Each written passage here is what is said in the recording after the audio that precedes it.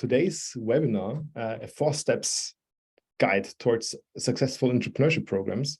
My name is Valentin. I'm one of the partners and in my operational role, Head of Innovation Management at TheVentury. And this is actually my first official meeting after 2 weeks of honeymoon vacations on the Seychelles. So I hope that I can still reflect some of the sunbeams that I've received there into this room, and you leave today's webinar not only with a good amount of information, but also with good mood and good energy. So yeah, I'm thrilled to be here today. Before we kick things off, thank you, Florian, and welcome. Before we kick things off, maybe a quick our first share the screen, right? Already sharing the screen, great, thank you. Kick things off with a quick introduction of what TheVentury does and who we are. So for all of you who haven't heard about TheVentury yet, TheVentury is an innovation agency, and we have focused on supporting innovators, both from the startup world and the established company world. And we do that because we have one core belief at TheVentury. We believe in progress through entrepreneurship. We believe that the biggest challenges that we face as humankind can be solved through innovation and its inherent destructive force. And we have built our whole organization around this core belief. And you can see this also with the 3 domains that we have, with growth marketing, data and software engineering, and innovation, that we are very much focused on the execution of innovation. So we don't just talk the talk, but we also try to walk the walk, and we try to walk this together with our partners. And today in this webinar, we want to share some of the experience that we've collected over the past 7 years as TheVentury. And over this period of time, we've supported, or designed more than 10 innovation programs, entrepreneurship programs for some of the biggest companies here in Austria, but also in Germany and Switzerland. And we'd like to share some of the most important insights and, as I said, a bit of a 4-step approach of how to design entrepreneurship programs. But before we kick things off, as I said, I already see a couple of very friendly faces in this room. It would be great to have a quick check-in of where you stand at the moment. So how much knowledge you've already collected on this topic, if you're already a true expert, if you have some experience or a lot of experience. So maybe give me some of your reactions so that I can see the room and where you stand. So a lot of experience already. There's some experience, and some of you are maybe also new to this topic. Thank you very much. I can definitely see that there's a lot of experience in this room. So also, spoiler from my side, I'm not going to talk for the whole hour in this webinar. I'll keep it short and schnitzel, as Fanny, our CPO, always says. So I will try to only talk for 20 to 30 minutes, and then I'll happily invite you to ask all the questions that you have. And with that said, I would be also super thrilled if everyone who already has a lot of experience in this room also shares their opinion about certain topics. Welcome, Florian. It would be great if you can mute yourself. Thank you very much. And yeah, with this said, let's kick things off. And I always love to start with the bigger why. So why are we here? Why is entrepreneurship important for your organization, and why is it especially important in the current times? You've probably all heard of this term VUCA world, and I don't want to bore you with that because I'm pretty sure that after 10 years of VUCA, which was being dragged from one presentation innovation management to the other one, I'm pretty sure that all of you have at some point heard about VUCA. But if we look at current developments, it's seems that the chaos that we're facing currently is even greater than VUCA. If we look at the past couple of years, if we look at Brexit, if we look at Corona pandemics, if we look at the war in the Ukraine, if we look at nuclear threats that happen in this period of time, I guess it's fair to say that we don't live in a VUCA world anymore. And especially also if you think about this dooming thing of global warming, where we have come to the undeniable realization that we are the last generation that can really do something about it. That this is greater than VUCA, and I've recently stumbled upon this new terminology called Barney. Who of you have heard of Barney before? Please raise your hand or give me an indication. Okay, that's great news. So this is new to some of you at least. So Barney stands for brittle, anxious, nonlinear, and incomprehensible. And what used to be volatile in the VUCA world now has keys to be unreliable or even brittle. Brittle means morsch for all the German speakers in the room. What used to be uncertain in VUCA now is more maybe even anxious. People are not uncertain anymore, but maybe even anxious about how the future may look like. And the things that were complex in VUCA now are maybe even nonlinear. And what was ambiguous in the VUCA world is now incomprehensible in Barney world. And this change towards the Barney world is fueled by a couple of developments. The most important one is the exponential technological change that we face as humankind nowadays. There is Ray Kurzweil, who is an innovation researcher and VP of engineering at Google, who came up with this amazing diagram. And we are standing on this curve, and the exponential curve is ahead of us. But we already feel the enormous change that technology brought to us. And Ray Kurzweil argues in an article called The Law of Accelerating Returns that the whole progress that we did as humankind in the 20th century, so from 1900 till the millennium, till 2000, this whole progress of 100 years could have been done in only 20 years from 2000 onwards, from 2000 till 2020.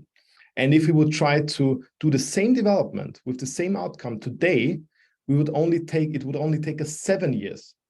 So we see that the rate of technological change is accelerating. But not only the speed with which technology is developed, but also the speed with which it is adopted in our markets. Probably all of you have seen this bell curve once before, Rogers bell curve, where you have the innovators and early adopters that are the driving force for innovation in markets, and later on it's being picked up by the early adopters, and the late majorities come later, and the laggards are still using those dial phones. So this has been for a long time our understanding of how technology is being picked up in the markets.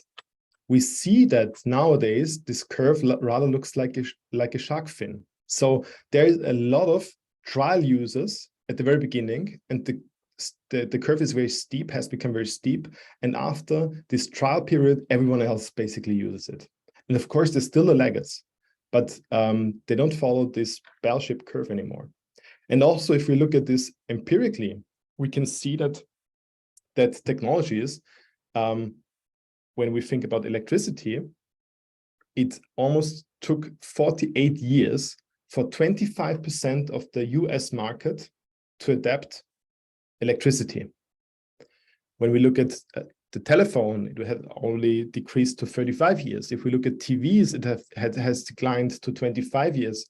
If we look at the internet, it has decreased to only 8 years that was necessary to adopt this technology for 25% of the US population. And with smartphones, it has gone further down till only 4 years.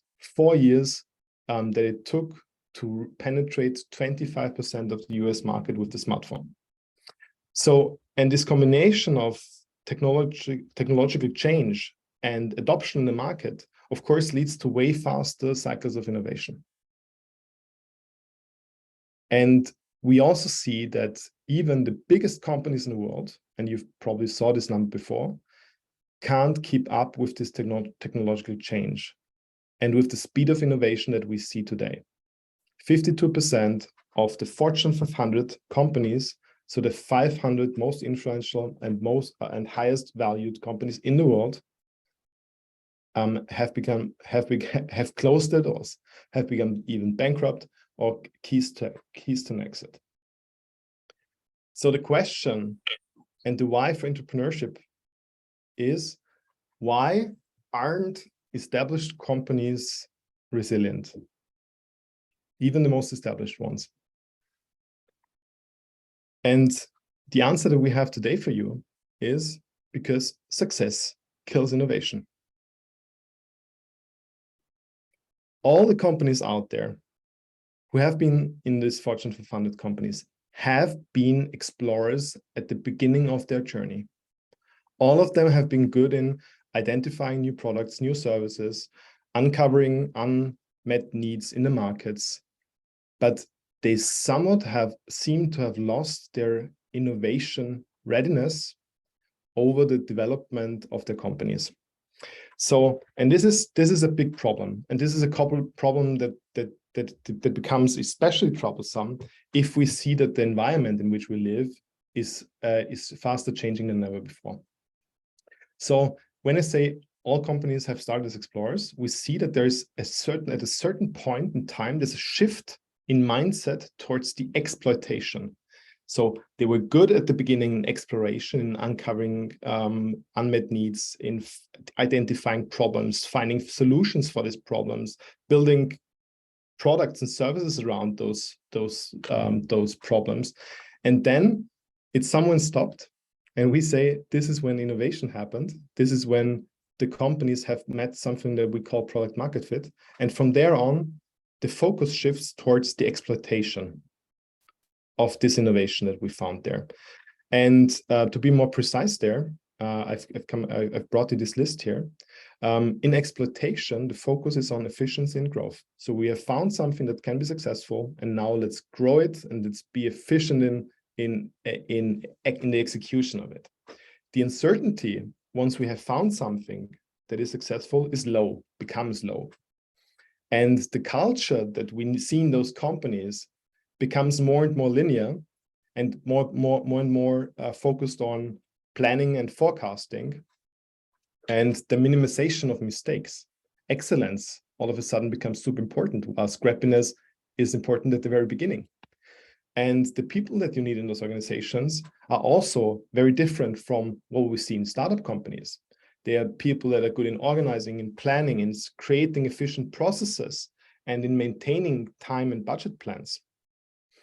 While on the other side, if we look at exploration and if we look at what has been there, we see that people where the focus was very much in searching for functional business models and breakthroughs. The uncertainty there was very high. The culture and processes that were there was focused on interactive working, on experimenting, on failure culture, on making mistakes and learning fast. So very detrimental, those two mindsets. And there is a target conflict between exploration and exploitation. And the people that you need in exploring organizations are also a bit different. You need people that are really good in recognizing patterns, in navigating between a very strategic and operational level, and good in the end, pattern recognition. So the question that we have, or the challenge that we have as organizations now today, is that we need to be good in both. We need to be good in exploring new topics and at the same time exploiting existing opportunities. And this term is now called ambidextrous organizations. So we want, this is the goal that we should strive for, to become ambidextrous, to become equally good in exploring new things, to not be on a losing ground with everything that we have now that might not be relevant in the future, but still at the same time maintaining the core business and the business that we have today. And this is a stretch. And this is where entrepreneurship programs come into play, because we need to work with the people in the existing organizations. We need to work with the people who are currently in exploit mindset. And we also need to bridge this gap to exploration with them. And this is where entrepreneurship programs are so powerful. They can not only help you to develop new services and new products, or improve existing ones, but also help you with this transformation of mindsets of people within those organizations. They can become your ambassadors. And there's a whole lot of different innovation vehicles out there that you as innovation managers can use in designing innovation strategies for your companies. You can work with startup partnerships. You can run internal incubation programs. You can run entrepreneurship programs. You can start corporate VC. You can focus on merchant acquisition. You can establish your own research and development departments. There's a lot of different vehicles or formats that you can use that will make you successful, but all of them serve a different purpose.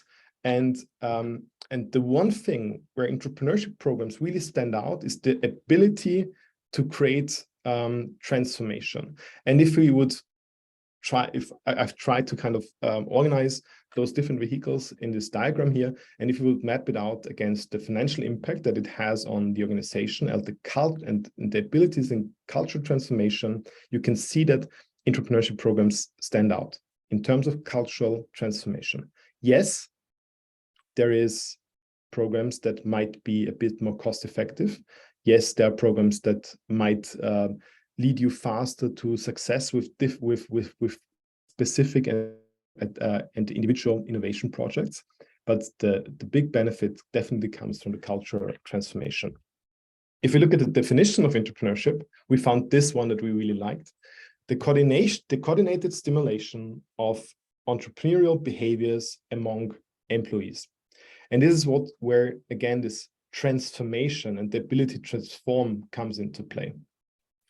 And if we look at the definition for entrepreneurship programs, it is a structured program to identify and educate entrepreneurs. So that's the first important part. We identify entrepreneurial talents within the organizations. We educate them so that they are empowered to ideate, structure, and validate their own ideas. And this is our most favorite definition that we found so far. And this is what we've done with over 10 programs in the past. And now let's come to the 4 steps that we have identified to set up entrepreneurship programs. Step 1, prepare or preparation. I don't want to bore you with specific details on corporate communication, on stakeholder management that you need to pay in the preparation, but this is the most important step. And I want to kind of steer your attention to something that is very strategic in the preparation of such a program. And this is the innovation readiness. And I would like to kick things off with a quote that I found from Tendai Vicky, who is innovation researcher. Some of you might know him, and who is currently employed by Strategizer. And he said that before launching a number of innovation projects or entrepreneurship programs, leaders need to ensure that their companies are ready to support innovation. If they do not get their company's innovation ready, they risk failure and frustrating their entrepreneurs. And this is what we see so often. We kick things off, we start entrepreneurship programs, and there's this buzz that is being created, and people are very motivated. And in the end, we see that that companies can't give them enough space or freedom and budget to really make meaningful changes, so that innovation becomes something that is on top of daily business. It is the 10% that you can use on top of what you should be doing in your line operation, your line management. And this is what then becomes later on very frustrating for people. And this has follow-on effects. Then line managers because they see that people are frustrated in those programs. Line managers only send their very young people into this company, into those programs, because they don't want to lose very qualified employees in the line management and stuff like that. And so it's important to ensure that you have laid the foundation for success there. And we identified, or innovation literature identified, 3 different levels of innovation for innovation readiness. We have innovation practice. This is what all of you in your role as innovation managers probably already did in the past. Innovation practices is the training on different methodologies. For example, it is, I don't know, running a design thinking workshop. And you probably also know this great feeling that you have when also then leaving one of those workshops. You feel empowered, and there is a lot that you've learned, and you want to put this to practice. And then often we see that the organizational design is actually missing, so that there is no systematic flow, nor hierarchical structure of how innovation should be steered and should flow within the organization. And also the leadership support. And if I say leadership support, it's not saying, yes, it's important to be innovative, but leadership support could be measured with the amount of time that each and every one of an organization has to work on innovation, the amount of time that the leadership team itself dedicates to innovation, the amount of money that is being spent on innovation. And it should be a significant amount of the company's budgets these days to stay relevant. And this should be measured first.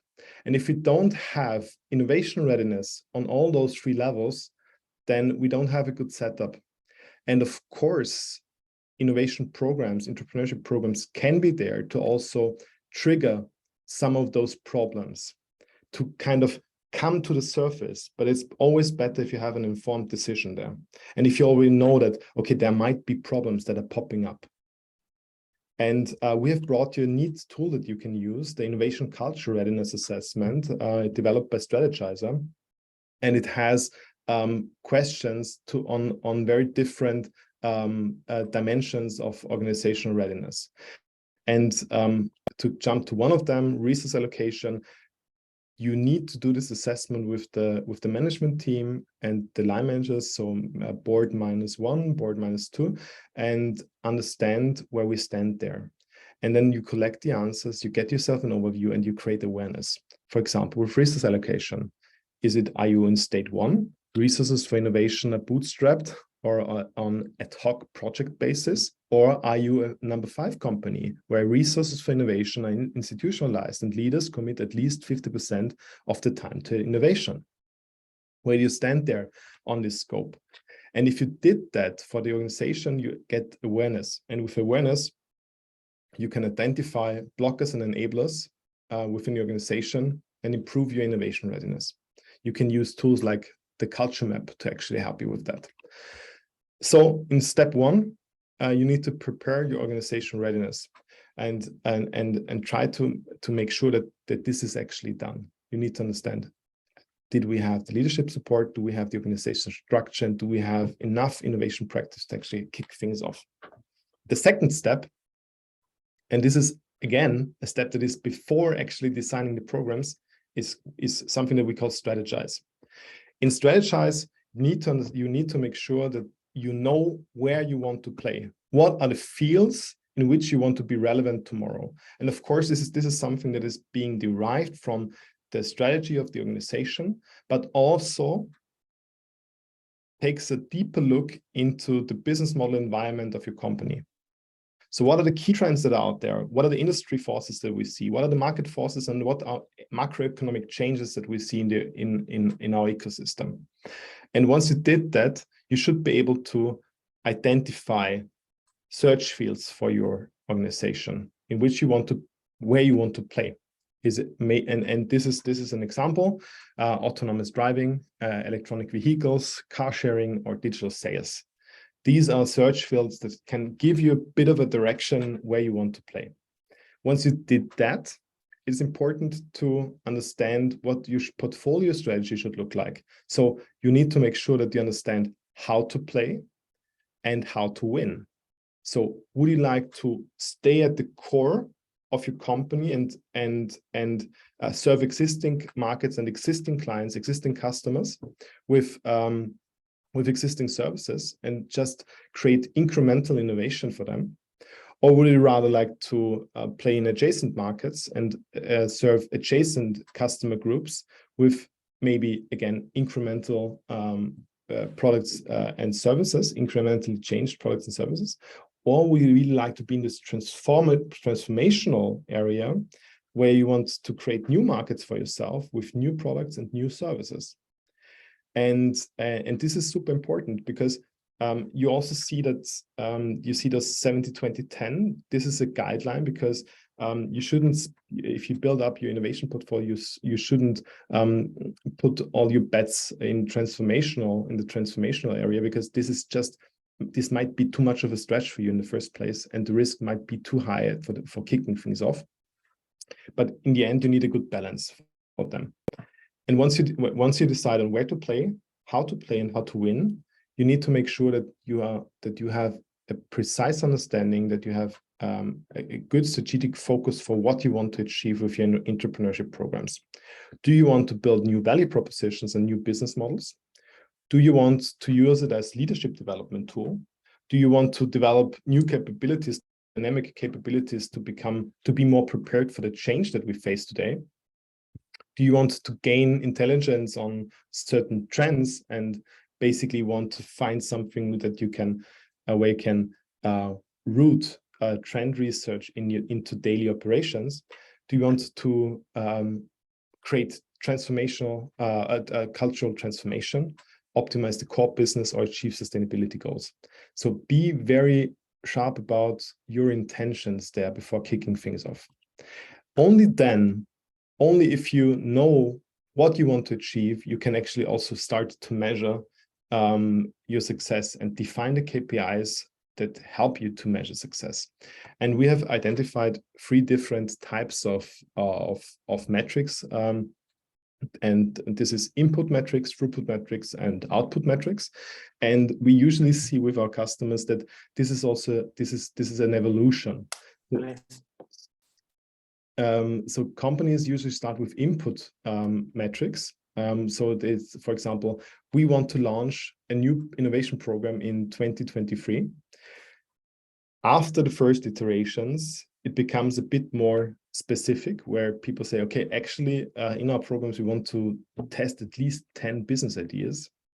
And later on, they become output oriented, where they say, okay, it's not enough to just run 10 of them to validate 10 ideas, but it's important to actually not just have a vanity metrics, but to have something that actually proves if you're successful. And this could be return on investment, for example. And I don't want to judge this, and I also don't want to tell you that, hey, actually we should try to measure output outcomes from the beginning onwards, because this could be a showstopper for some of you. If you select output metrics from the very beginning, chances are that you have to stop after first iterations. So starting with input metrics also has a plus, especially with corporates where you have, of course, stakeholder management, where you should be managing the expectations of those programs.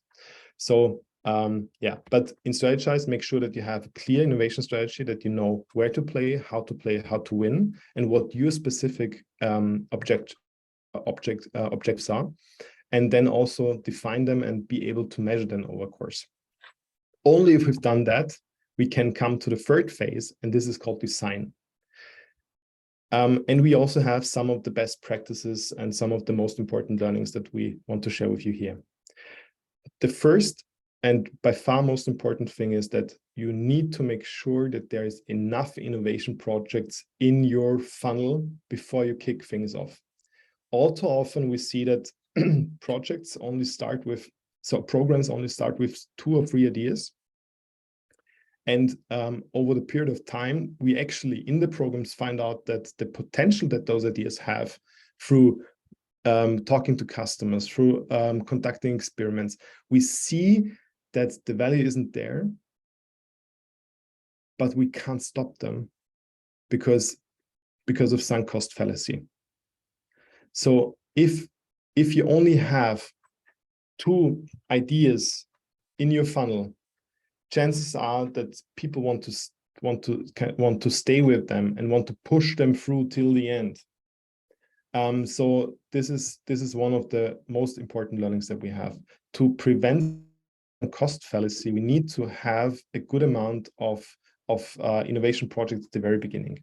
And there's a couple of tools that you can use to get to ideas. You can run exploration sprints. You can work with business model environment analysis. You can run trend-driven ideation workshops. You can do innovation idea campaigns and idea mailboxes in company. You can work with ideation workshops, and you can, of course, also apply problem framing, where you try to understand what are the biggest challenges that the organization is facing today, and how can we solve this internally. And so make sure that there's a good amount of new ideas in your funnel. And this, for example, is one of the canvases that we love to use. We often work with trend-driven ideation, so we try to identify trends. This is some of the canvases that one of the canvases that we use there. It's the consumer trend canvas. And with this canvas, we try to identify one specific trend, in this case, the metaphysical trend. Then in inspiration, we look for specific companies who have done something with the metaphysical trend. In this case, for example, Whale, who introduced, who launched a metaverse-based career platform. And after this inspirational part, we try to identify what are the basic needs for this trend, what are the drivers of change, what are the expected, the emerging expectations of the customers in those markets. And if you understood that, we can go to the ideation of the trend based on those trends. And this is something that opens up our minds and can help us to get to more radical ideas for innovation management. And once we have the pipeline of innovation, we need to think about how do projects travel within those entrepreneurship programs. And this is where metered funding comes into play. On the one hand side, you see the risk, and on the other hand side, you see the investments. And if we start with innovation projects, the risk is very high. And we only want to spend little money if the risk is high. And once we decrease the risk through experimenting, through learning, we can also increase the investments. So this is how ideas should flow, how projects should flow in those entrepreneurship programs. So it's important to have something like a so-called metered funding, where you have several gates, stage gates that you can use to also decide on resource allocation in your projects. So you can start with 10 projects, and they need to validate the problem first. And then you have a gate where you want to see metrics that validate that, yes, there is a problem in this market. And once you've done that, you can give them a bit more time and a bit more money to go to the next step. And this would be a metered funding approach. What you need with that is, of course, a methodological basis for your programs. We love to work with lean startup methodology. We love to work with hypothesis-driven entrepreneurship. So we love to demystify early on ideas. We want to identify the most critical hypotheses. We want to prioritize them and then systematically test them with the least amount of money that you can think of. And so these are building blocks for design. In design, you need to make sure that you have enough ideas in your innovation pipeline. You need to find a good setup for governance and for metered funding, identify important stage gates during the process, decide on resource allocation, and of course, about the structure of your program. And this is where we often see design thinking, lean startup, customer development coming together and creating the right structure. And once we have that, we can actually go to the fourth step. And the fourth step is execution. And what is important for us in execution, and what we want you to take away from that, is that there is a lot of different roles that we have in entrepreneurship programs. And these are the most important ones that we've listed here. We have program managers, connectors, process navigators, innovation coaches, promoters, sponsors, and the innovation teams themselves. So it's definitely more than the innovation teams, which are usually the ones where you start with. So you also need a program manager. Program manager is one single point of contact in your organization that is in charge of running the program. And often there is program managers on both ends. If you want to work with a company that helps you to set up those programs, there's a program manager in the organization, and there's a program manager from the partner with you that might be TheVentury. And then, of course, you also need connectors. Connectors are persons in the organization that help your teams to navigate with the corporate complexity, to help you with finding the right skills in the company, finding the right decision makers, finding the right promoters for your ideas. And then there is the role called process navigator. We also sometimes call this, we also sometimes set this up as a council called, for example, Freedom Council, where you identify people in the organization that can help you to work with innovation in this complexity of corporate structures. So, for example, if you want to conduct custom interviews, something that for startups sounds super easy, can be very challenging in big and established corporates, because who are you talking to? What are the questions that you want to ask? What is the information that you share with them? These are all of a sudden becoming real life problems, and then process navigators can help you to deal with this complexity of corporate structures. Then, of course, you need the innovation coaches themselves, helping you with all the methodology, helping you as a pacemaker, helping you to deal with this, helping the teams to deal with this uncertainty that you face when running entrepreneurship programs. Then, of course, you need the promoter, the sponsor for the program itself, and for the ideas in the program. Sometimes this can be line managers, chipping in ideas, chipping in challenges from the different business lines. And then you have the innovation teams. And of course, you also need the promoters and the sponsors to kind of give you access to the right team members. And yeah, so these are 6 very important roles that you should keep in mind. And once you've identified them, and once you have made sure that they are on board, you can actually start with the program marketing. And this is a campaign that we're running with ÖEB, where we have one of our clients, where we created a dedicated landing page for the entrepreneurship programs, where we had a company-wide application phase for all 40,000 employees, and we were able to collect more than 100 applications for the 50 seats that we had for the program. And this was a great success, and it was omni-channel. We used the intranet, we had a dedicated landing page, we had, of course, posters and stuff like that. So make sure that you create awareness in your organization so that the most capable people are actually joining in.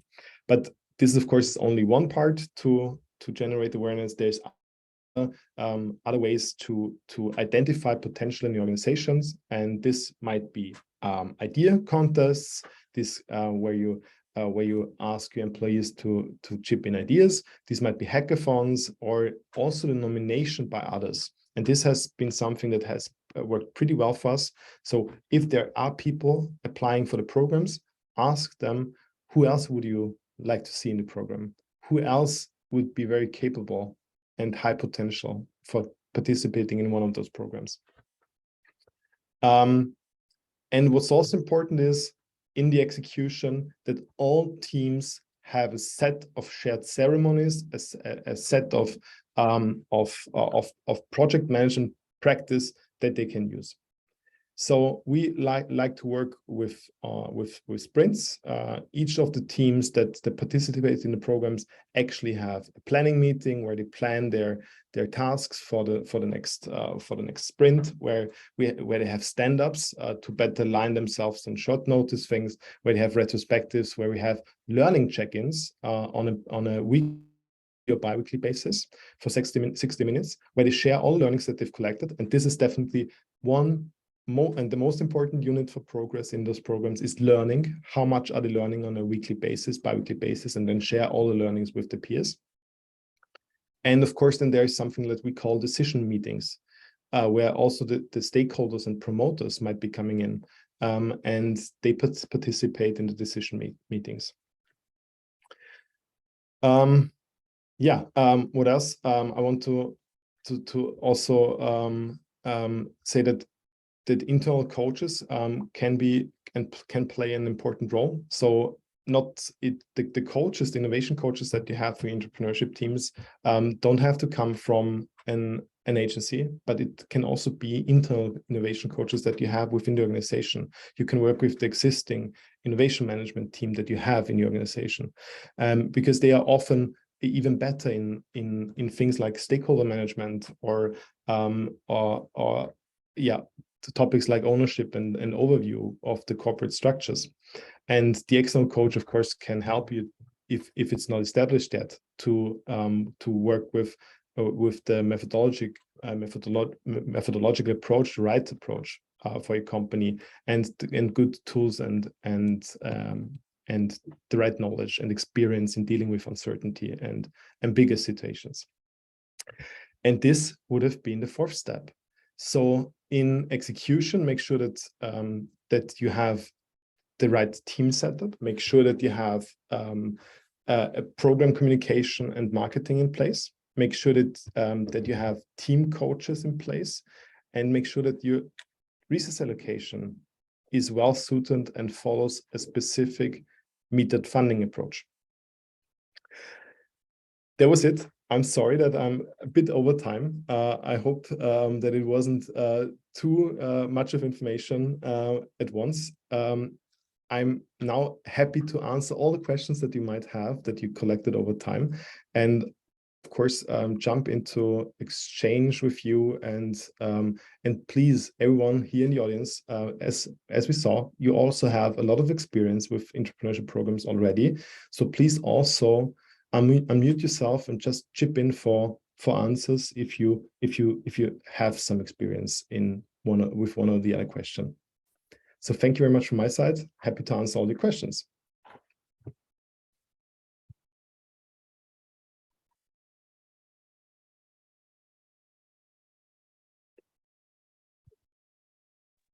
Hello, Valentin. First of all, thank you very much for the great webinar, also information. I have a question how you see the topic around compensation for entrepreneur teams. Do you have any insights maybe regarding compensation? Seems like entrepreneurs are acting some kind of like in a startup way, but they are not a real startup. So how do you see the topic around compensation? Thank you, Günther, for this great question. I'm kicking things off, and then please, audience, chip in.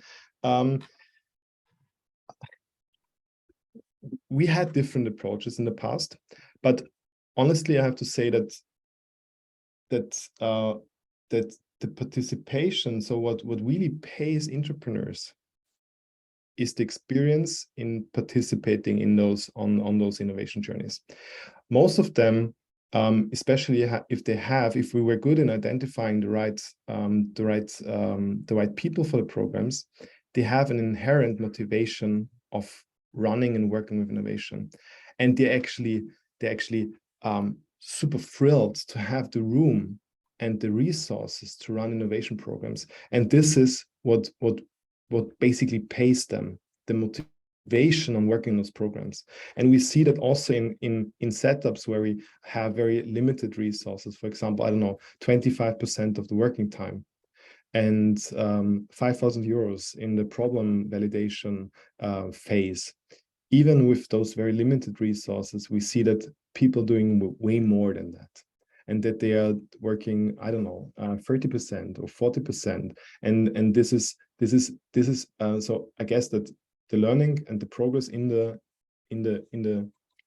programs, this is what actually is enough motivation for them and enough compensation. Who else wants to chip in here?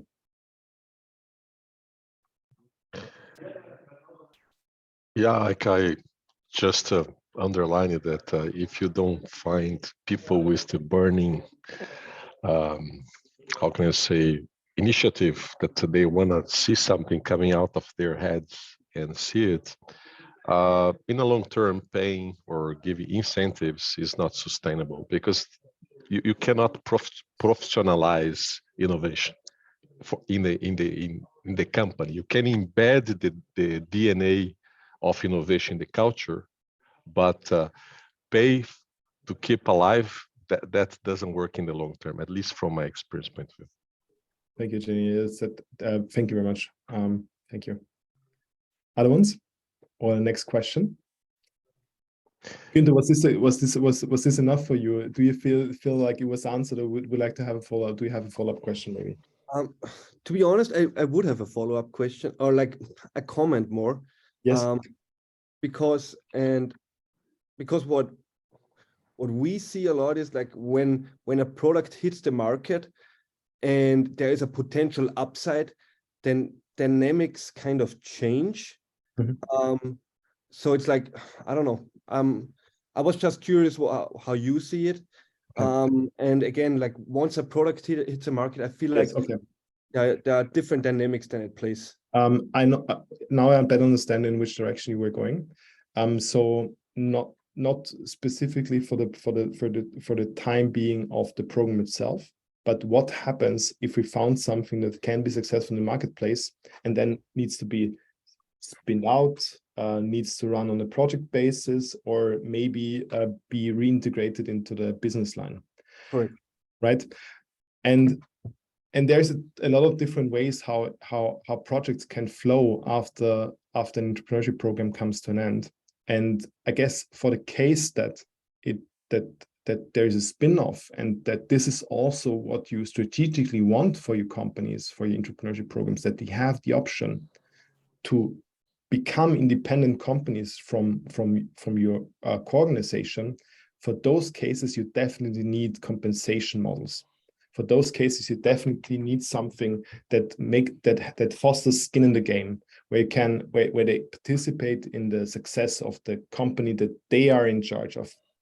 So, but what we often see is that with entrepreneurship programs, organizations often start with reintegration into business lines. And I was answering the questions, especially for this case. So if they are in the entrepreneurship team, and later the idea is reintegrated into the business line and picked up there, then we don't see the necessity too much for compensation models. But if there is the room for spin-offs and dedicated companies out there, then of course, and we can have a whole other webinar on the different pros and cons of compensation and tax benefits and challenges with that, and phantom shares and stuff like that.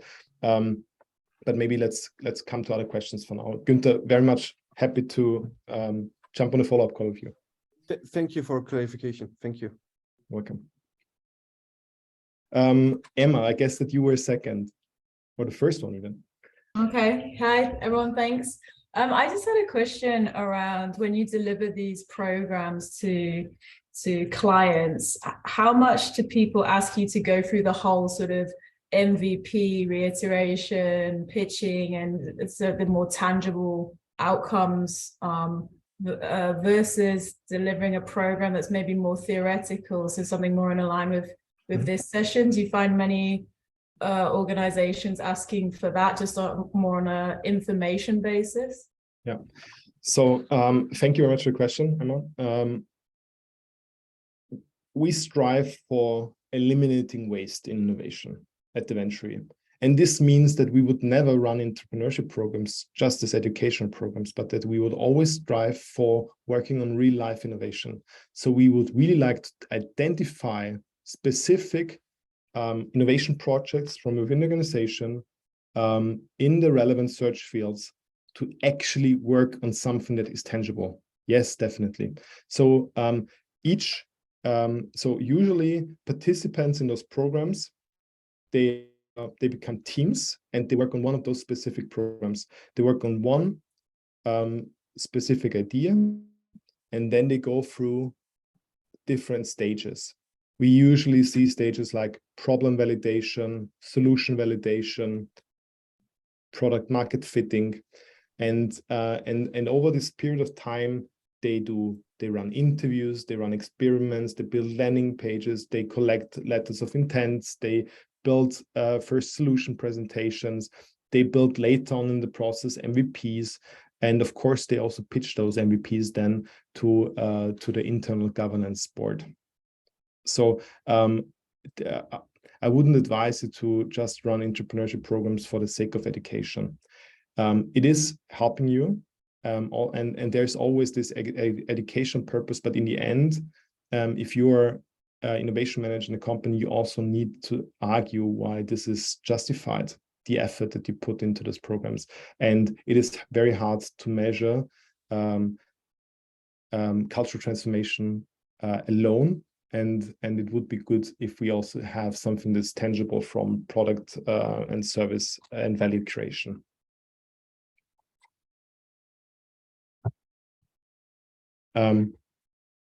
Thomas. Yeah, my question would be concerning your startup acceleration program. So is there still a focus area, meaning technologies or business models, and how can corporates participate in that, maybe as mentors or something, and what would be key takeaways and learnings? Thank you, Thomas. Just to clarify, TheVentury also has an acceleration program for startup, an in-house accelerator called Elevate, where we foster startups mainly from the field of applied AI. And we run basically our own it's an acceleration program. And in the past, we've also invited corporate teams to participate in this accelerator. This is what Thomas is referring to.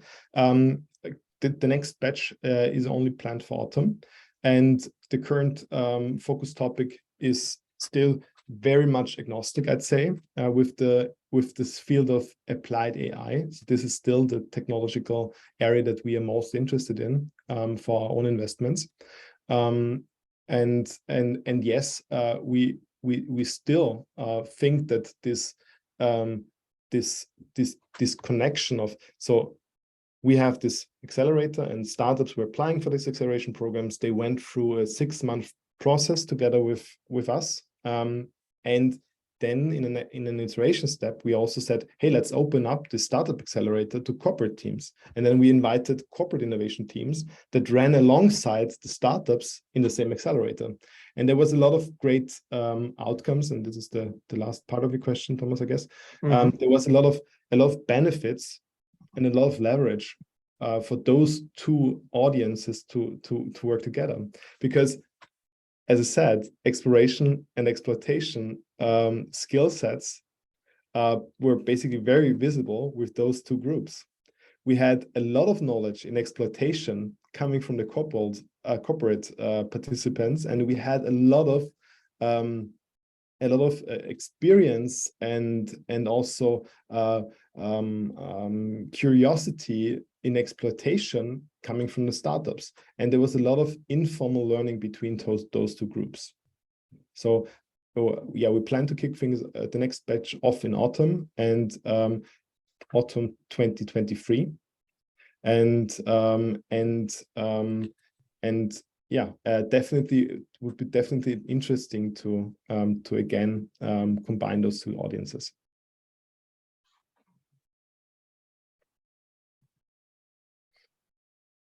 Thank you. Is there any other question that you might have?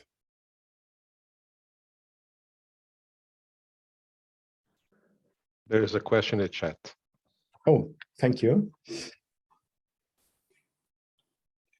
me see. Okay, how do you see the challenge when entrepreneurs get back to day work, routine, bureaucracy, corporate inertia, and the company is really ready to embrace transformed employees? This is a very tough question, a very good one, and this plays very much into one of the slides that I was showing you. Let me try to find this again.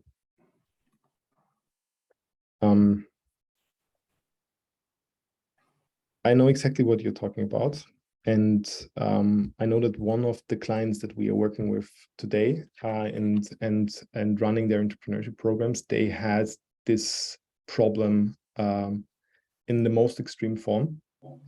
After the first iteration of the entrepreneurship programs, 40% of all the participants in the program actually quit their job over the period of the next 3 years. So this is the most extreme case that I observed so far, but it is reality. If we empower people in entrepreneurship programs, if we give them the innovation practice, if we give them all the tools and the means to become innovators, the innovators of the future, and then corporate inertia, the corporate structure, and the missing leadership support don't support those innovators, they become frustrated, that's for sure. So that's why it's super important to, at the beginning of your journey, make this assessment. Where do you stand? Do you have the right organizational structure? Do you have the right organizational design? Do you have a dedicated entrepreneurship function in your chart? Do you have landing docs for innovators in your company? Where do you stand there? And only then you can build something like that. And you don't have to be 100% innovation ready if you start a program, but you need to have the awareness of where are blockers and what are enablers for those innovators in your company. And then you can, alongside with the program, also work on the corporate transformation. So the teams, they transform the organization, the transformation happens culturally within the innovation teams, and they become ambassadors for more people in the future. But also the structural transformation need to happen in the same time. So that's why we also support corporates with this topic of innovation readiness, where we help them to identify those blockers and enablers, where we do this assessment on behalf of our customers, and where we run dedicated workshops to identify blockers and to identify then also measures to overcome blockers and to foster enablers. So I guess Victoria was coming from you, right? So thank you very much for this question. And I hope that I answered it in all the honesty that I can give you.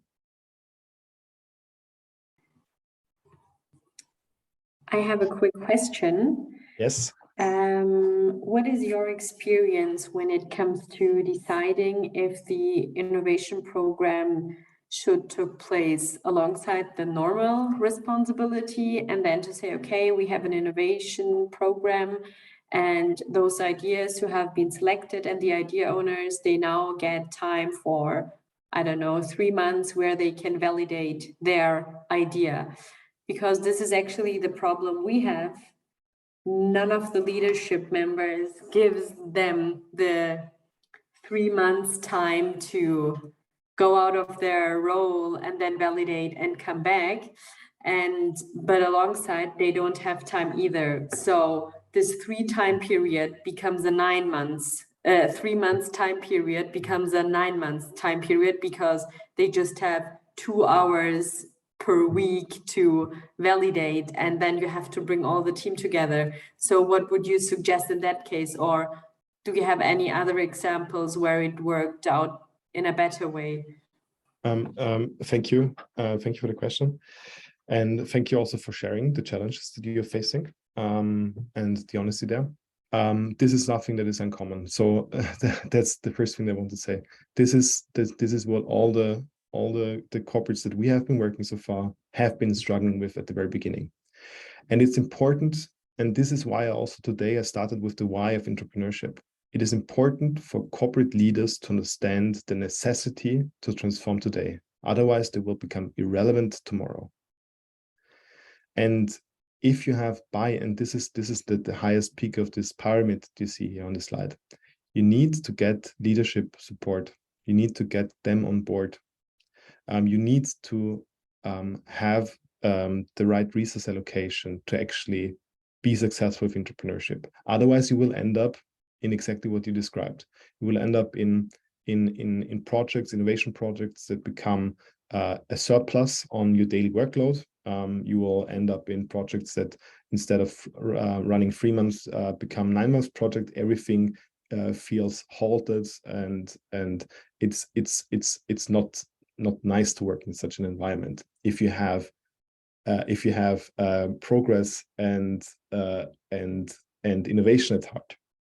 So I guess that you can't run a program if you only have 2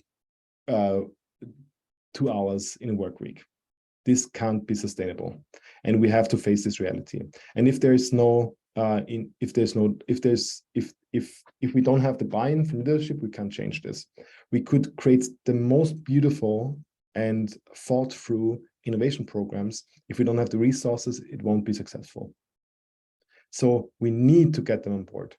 We need to communicate the why and why it's so important to start today. And we need to understand how a good resource allocation for a company that wants to be good in exploration, exploitation look like. And what can also help you there is something that we call innovation portfolio mapping, where you first map all the existing services and products that make the company successful today. Where you have on the one axis you have return, and on the other axis of the existing portfolio that we have today, you have the disruption risk.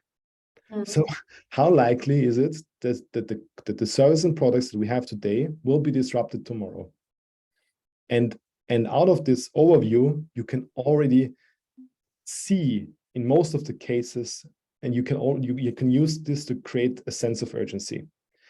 And then, as a solution, you might present them an innovation portfolio that doesn't exist yet, and that uses expected return and innovation risk as axis.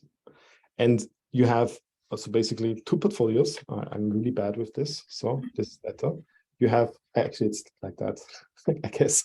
You have the existing portfolio, and then you have the innovation portfolio. And it gets very clear that projects from the innovation portfolio actually have to climb up this ladder of decreasing innovation risk, increasing expected return, to move into this into the portfolio that we have today.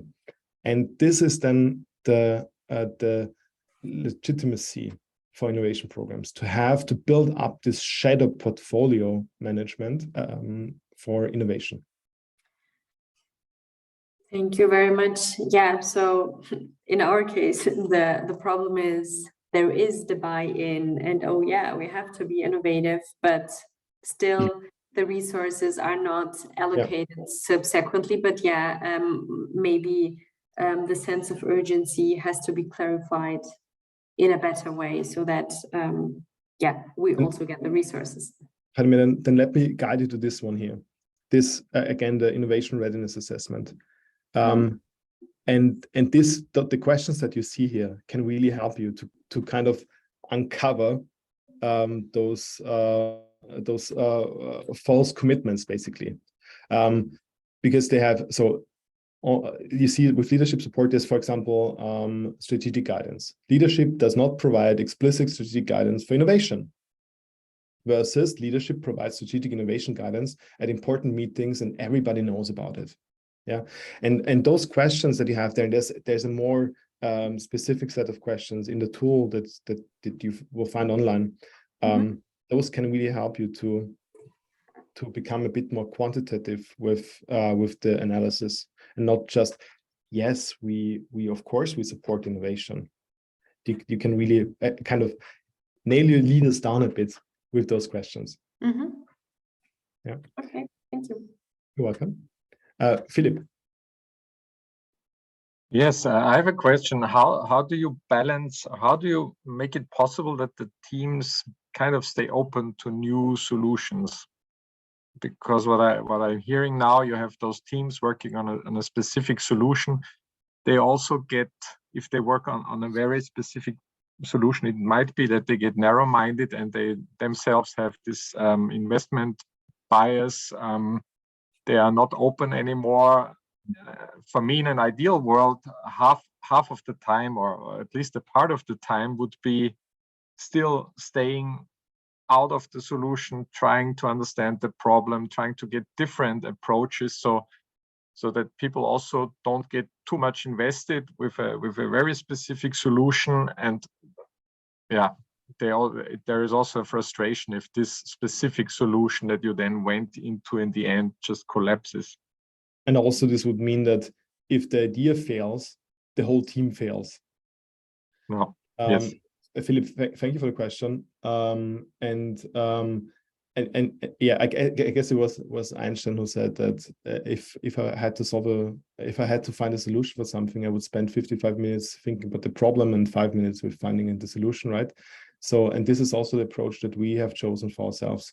In the methodology that we use is always a methodology that focuses on the problems first. And most of the times we have to, so there's in general, I would say that there's two approaches to innovation, to how entrepreneurship programs start. Sometimes they start with a specific idea of the participants, and sometimes they start with an idea challenge. Sometimes they might have the challenge of, oh, we need to find a better way of using autonomous driving for our, I don't know, cargo transportations, to name one of the challenges of the Austrian railway services.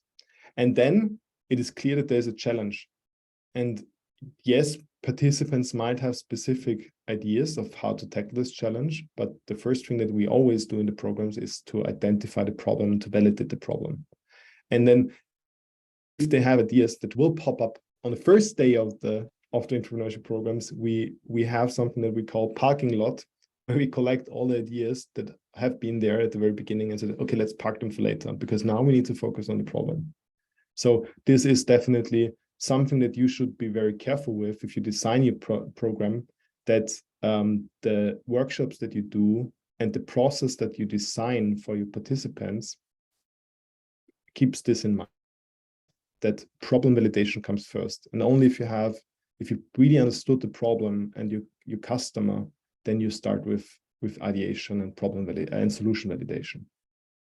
Thank you for that. Valentin, there's one more question in the chat. Yes, thank you.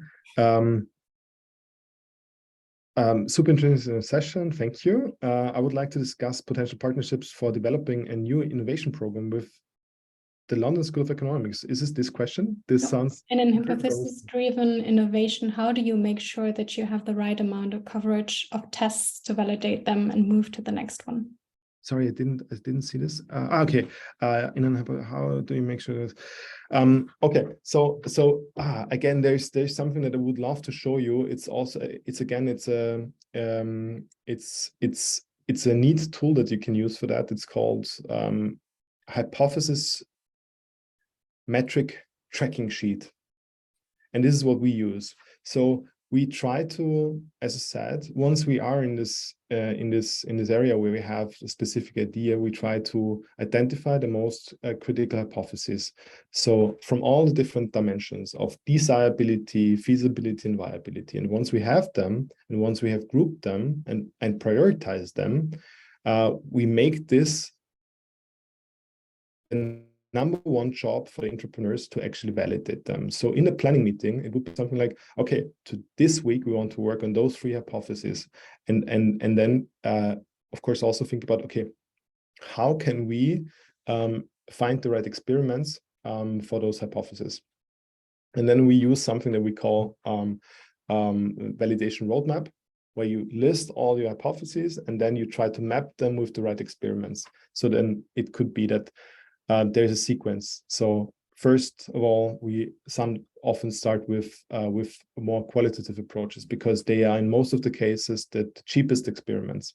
We collect first evidence, and then you need to understand, okay, how strong is the indication that this hypothesis is actually valid? Is it, do we only have qualitative feedback from our customers, qualitative outcomes? Then it's a rather weak signal. Or did we also already collect quantitative feedback? And this, of course, improves the validation strength of the hypothesis if you already have quantitative feedback. And do we do this for each and every hypothesis that is critical to the project? I hope that this was somewhat understandable. Another topic for yet another webinar, I guess.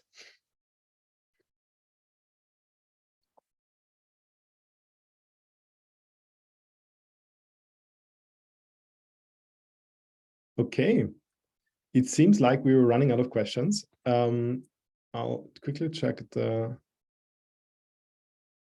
chat.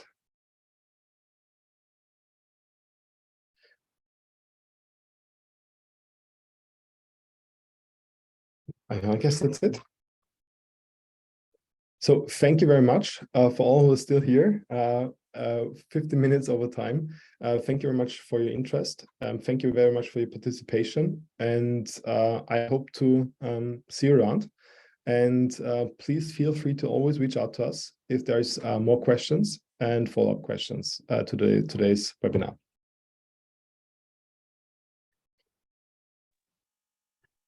Thank you. Bye. Thank you. Goodbye. Thank you. Bye. Thank you. Bye. Bye-bye.